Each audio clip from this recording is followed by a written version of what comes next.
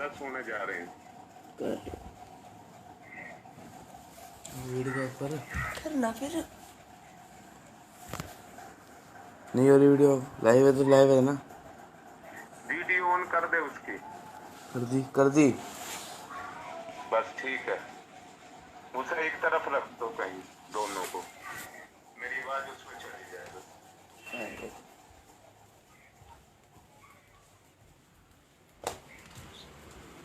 करो शुरू। 1 मिनट।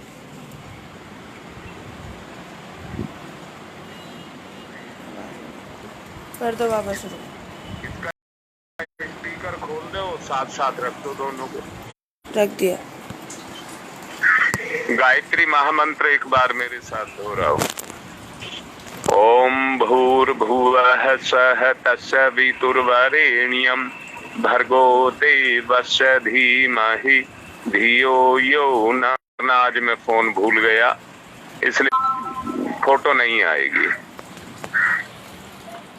दो माली एक साथ एक बगीचे को सींचना शुरू करते हैं, बसाना शुरू करते हैं, पर देखते हैं कि दोनों के बगीचे एक से नहीं होंगे।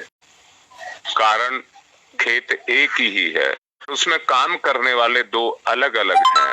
अलग अलग होने के कारण उनकी अपनी योग्यता उस भूमि में जाकर के काम करती है। भूमि एक ही है, काम करने वाले अलग अलग हैं। अलग अलग होने के कारण वो जो बगीचा है वो अलग अलग तरीके से लहराएगा। हरा भरा लहराता हुआ सुंदरता और सुवास का वातावरण से ओतप्रोत करेगा। जो भी अपना पराया शत्रु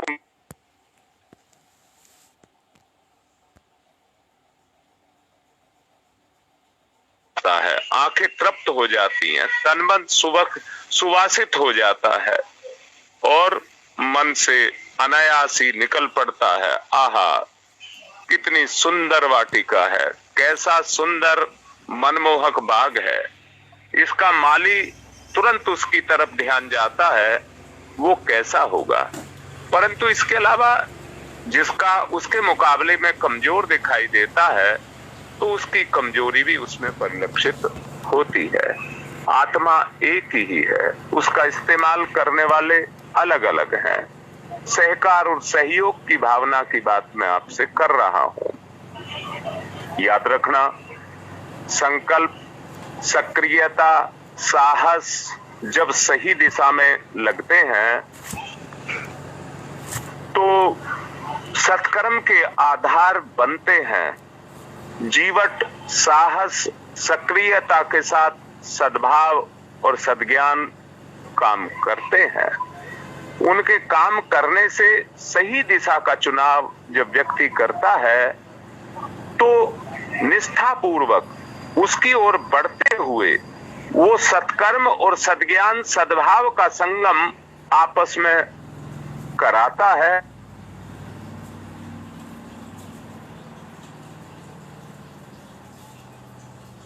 इस मार्ग पर चलता हुआ कोई भी व्यक्ति अपने जीवन रूपी इस बगिया को हरा भरा कर सकता है। ऐसा विकृत बाग ना तो किसी को प्रसन्न करेगा, ना सुवासित करेगा, जिसका माली ढीला पोला निकम्मा निष्क्रिय होगा। बहुत बार लोग सहसा देख करके निर्णय नहीं कर पाते हैं, परंतु अक्सर देख करके जिस बगिया को सुंदर देखते हैं, उनके मन में भी उसके साथ जुड़ने की इच्छा पैदा होती है। बड़े ही मन से कह रहा हूं, उस माली का सारा श्रम सारा कर्म व्यर्थ चला जाता है जो अपनी साधना में असफल हो जाता है।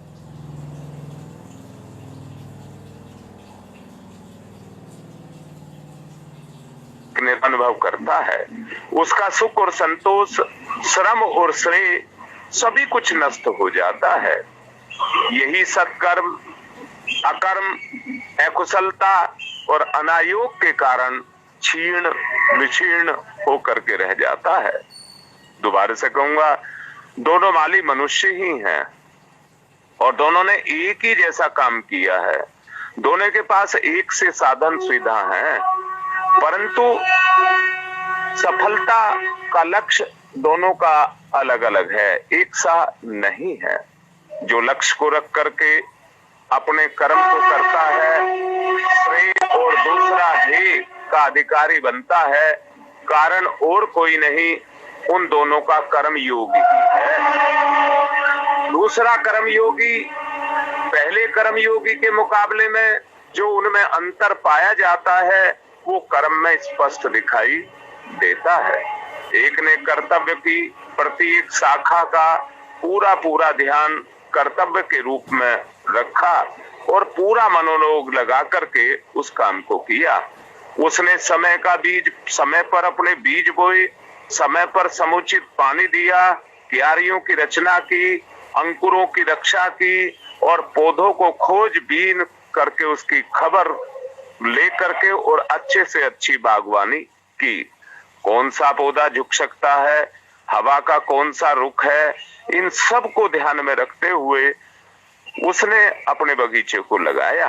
उन हरे भरे अंकुरित पौधों में जब पत्ते फूट करके निकल कर आते हैं, कली और फूल निकलते हैं, उनकी सुरक्षा वो ध्यान में रख करके वो उसी तरह से काम को करता है। उदाहरण इस सत्य को सिद्ध करता है कि मानव जीवन की सफलता कर्म योग में है। मैंने योग की बात आपसे कही है, सह योग, सह माने साथ साथ, योग माने मिलना। जब दोनों, दोबारा से बोलूंगा, खेत का कर्म है खेती को पैदा करना और किसान का कर्म है उसमें खेती पैदा कराना। दोनों का उद्देश्य जब एक साथ आकर के मिलता है तो दोनों अपने अपने कर्म को करते हैं और कर्म को करते हुए उस सहयोग, दोनों के आपसी सहयोग तालमेल के कारण जो खेती लहराती जाती है उसको सचमुच देखते ही बनता है। एक बात और कहूंगा, किसान का सारा श्रम जंगल के अंदर पड़ा हुआ होता है, जहां पर कोई भी ये निर्णय नहीं ले सकता कि इसका प्रतिफल क्या होगा, कोई भी निर्णय नहीं ले सकता, परंतु फिर भी वो अपनी मेहनत को दांव पर लगाता है। देखिए, बारिश ज्यादा हो गई, बारिश नहीं हुई या कोई भी प्राकृतिक आपदा आ गई तो उसकी खेती उजड़ जाएगी, परंतु फिर भी वो इन सब की परवाह नहीं करता। जो उसका अपना कर्म है उस कर्म को करता है।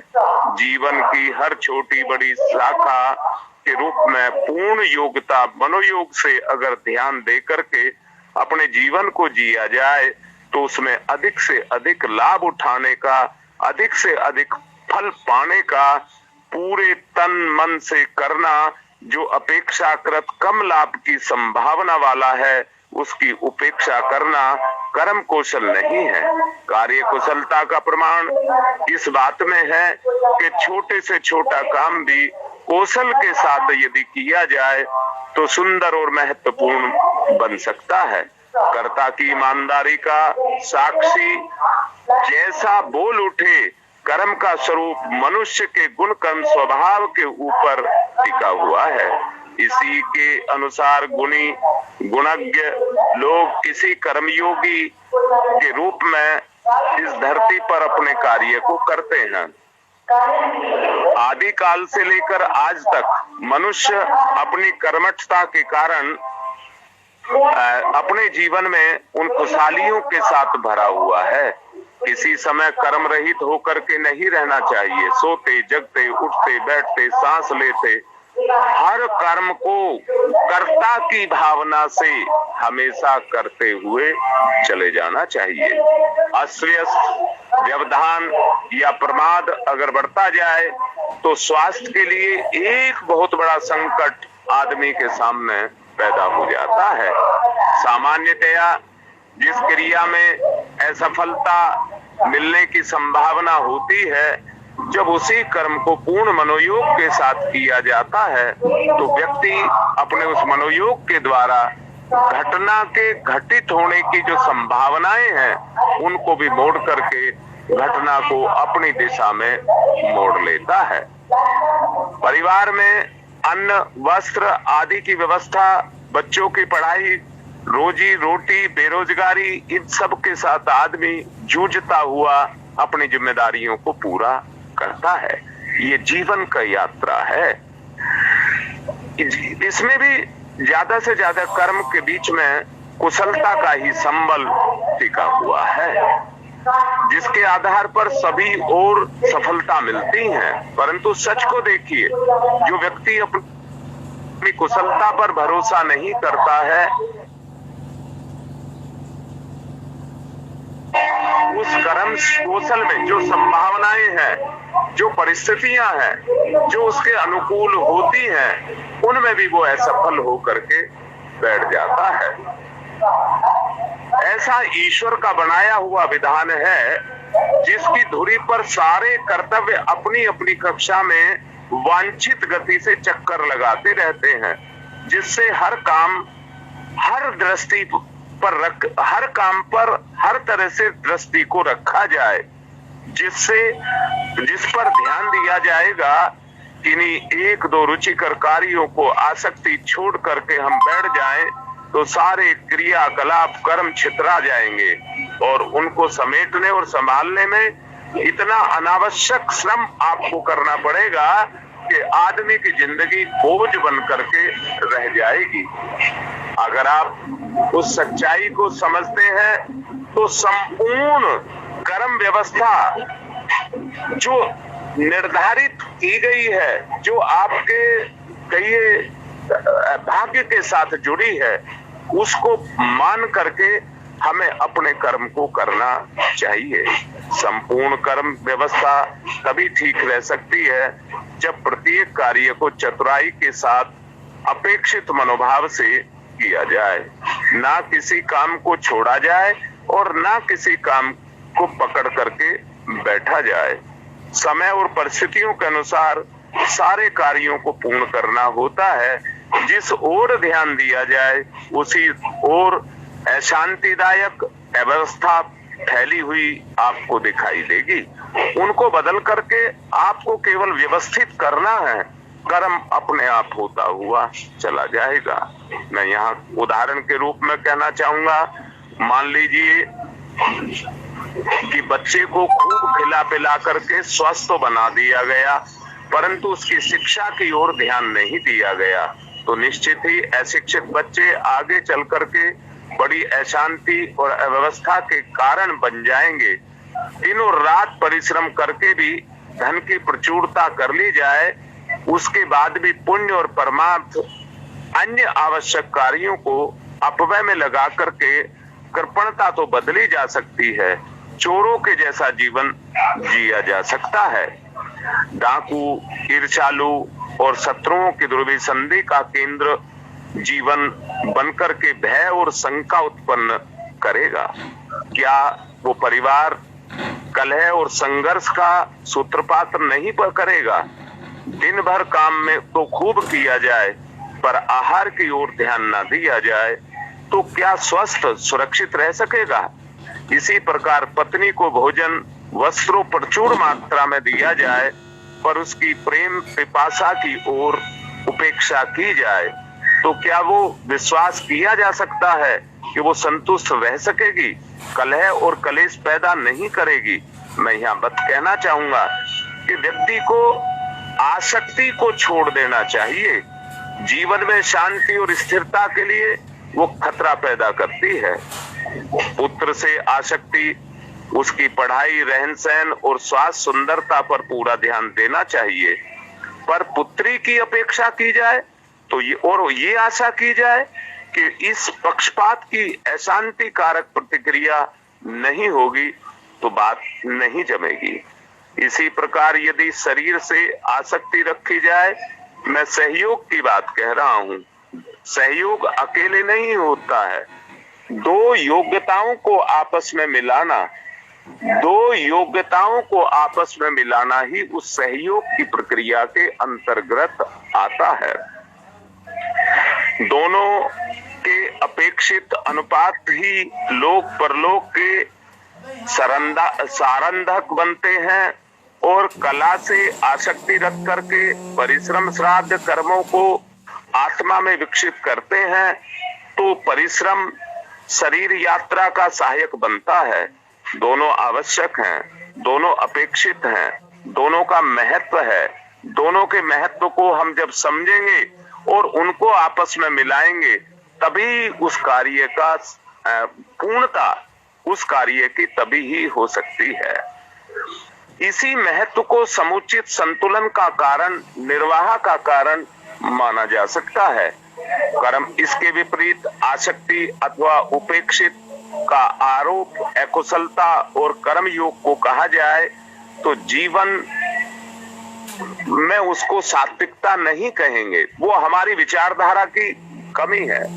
सात्विकता यही है जो सुख शांति हमारे जीवन में पैदा कर दे, जो लोक से लेकर परलोक तक हमारे लिए जीवन में सहायक बने। मनुष्य को कुशल और सफल माली की तरह से जो अभी बताया गया, उसके अनुसार कर्मयोगी और कर्म भोगी के रूप में बनना चाहिए। या फिर से कहूंगा, अगर योग करना चाहते हैं तो कर्म का अपमान ना करें। कर्म देव के बराबर है, कर्म का अपमान ना करें। प्रत्येक जीवन की महान संभावनाएं लेकर के कर्म हमारे पास आता है, इसलिए कर्म का कहा भी गया है, कर्म ही पूजा है। कर्म को ही पूजा मान करके अगर कर्म को किया जाए तो वास्तव में जो कर्म है वो आपको महानता, जब आपको परिणाम लेकर के आएगा तो आपको महानता की तरफ लेकर के जाएगा। आप देखिए, किसी भी पेड़ का बीज बड़ा छोटा सा होता है, पर उसका परिणाम जब वो उगता है तो कितना बड़ा होता है। मैं कहता हूँ, बीज आपने देखा हो, गेहूं का भी बीज होता है, चने का भी बीज होता है, परंतु बड़ का बीज कितना छोटा सा होता है और बड़ का पेड़ कितना बड़ा होता है। मनुष्य का मेरुदंड उसकी आयु नहीं, उसके कर्म ही हैं जो उसने जीवन में किए हैं। इसलिए कर्मयोगी ने काम को ही जीवन का आधार बनाया है। एक मनीषी ने तो यहाँ तक कह दिया है, हे कार्य, तू मेरी कामना हो, तुम मेरी प्रसन्नता हो, तुम मेरा आनंद हो, इसमें कोई संदेह नहीं है। कर्म के कारण ही ये सब है। मनुष्य संसार में महान अगर बनता है तो कर्म के कारण ही महान बनता है। असहाय से लेकर असमर्थ तक, शक्तिशाली अगर बनना चाहते हैं, राजा से लेकर रंक तक, मूर्ख से लेकर विद्वान तक, सामान्य से लेकर असामान्य तक बनने की जो प्रक्रिया है वो सभी कर्म के अंदर छुपी हुई है। किंतु हम एक हैं जो अनेक शिकायतें करके कर्मदेव का अपमान करते हैं। याद रखना, शिकायतें करना कोई अच्छा नहीं है। अच्छा है कि हम कर्म को करें। जो हम शिकायत कर रहे हैं उस शिकायत को हटा करके हमें क्या करना चाहिए, उस कर्म को हम करें तो हमारा जो द्वार है उस पर आया हुआ परिणाम लौट करके नहीं जाएगा, बल्कि हमको अपना परिणाम दे करके जाएगा। हमको पश्चाताप नहीं करना पड़ेगा, हाथ नहीं बनने पड़ेंगे, विवश नहीं होना पड़ेगा। सहयोग की बात कर रहा हूं। आप ईश्वरीय शक्ति के साथ अपने सहयोग को करिए, कभी शिकायत की बात मत करिए। ये काम तो बहुत छोटा है, मेरे व्यक्तित्व के अनुकूल नहीं है, मैं इन तुच्छ कर्मों के लिए नहीं हूं। इस तरह की बातें करना ये तुच्छता की बातें हैं। लेकिन हमने कभी भी ये सोचा है क्या कि कर्म का उद्भव कहां से है, कर्म की गति कहां से है? याद रखना, आपके भाग्य से है। जो भी आपके भाग्य के साथ बंधा है, आप अगर उसको भोगते चले जाते हैं और कर्म के रूप में करते चले जाते हैं तो निश्चित रूप से मान लेना और जान लेना, उस कर्म से आप अपने कर्म का जो आधार है उसको सही करते चले जाते हैं। आरंभ में कर्म की गति छोटी होती है। जैसे बच्चा पैदा होता है, एक सीमा को पार करने के बाद, जीवन की आयु की एक सीमा को पार करने के बाद वो वयस्क और मैच्योर होता है। शुरू में बच्चे को पालने के लिए जिस तरह से मेहनत करनी पड़ती है, इसी तरह से बीज को भी विशाल वृक्ष बनाने के लिए हमको मेहनत करनी पड़ती है। अनेक पक्षियों का बसेरा एक पेड़ के ऊपर होता है। बहुत सारे कीड़े एक पेड़ पर निवास करते हैं। आरंभ में एक छोटा सा बीज ही होता है जो तनिक सी हवा के झोंके से उड़ सकता है। एक छोटी सी चिड़िया भी उसे निगल सकती है। एक चींटी उसे उठा करके ले जा सकती है। बहुमूल्य मोती आरंभ में एक साधारण सा बालू का कण होता है। यही स्थिति हमारे सामने आने वाले कार्यों की भी होती है। प्रत्येक महान और असाधारण बनने वाला काम आरंभ में छोटा सा सामान्य होता है, किंतु कर्मवीर का जब पुरुषार्थ उसके अंदर जाकर के समाविष्ट होता है तो बहुमूल्य मोती के रूप में विकसित होना शुरू हो जाता है, महान बनता है, असाधारण बनता है। कर्म के महत्व को आप समझिए और अपने कर्म को करिए।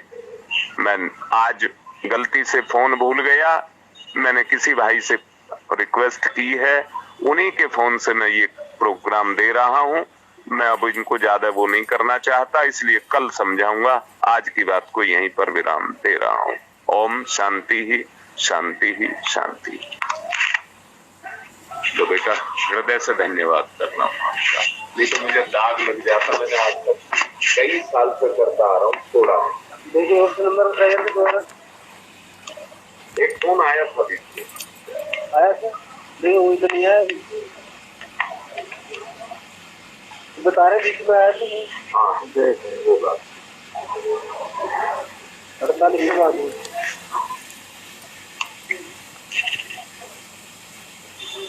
बेटा ये फोन नहीं करना चाहिए।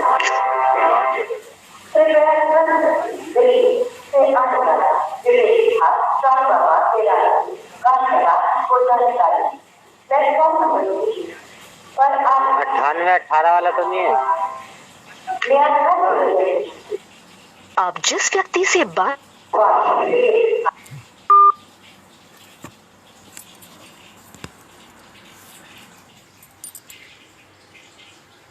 काट दो।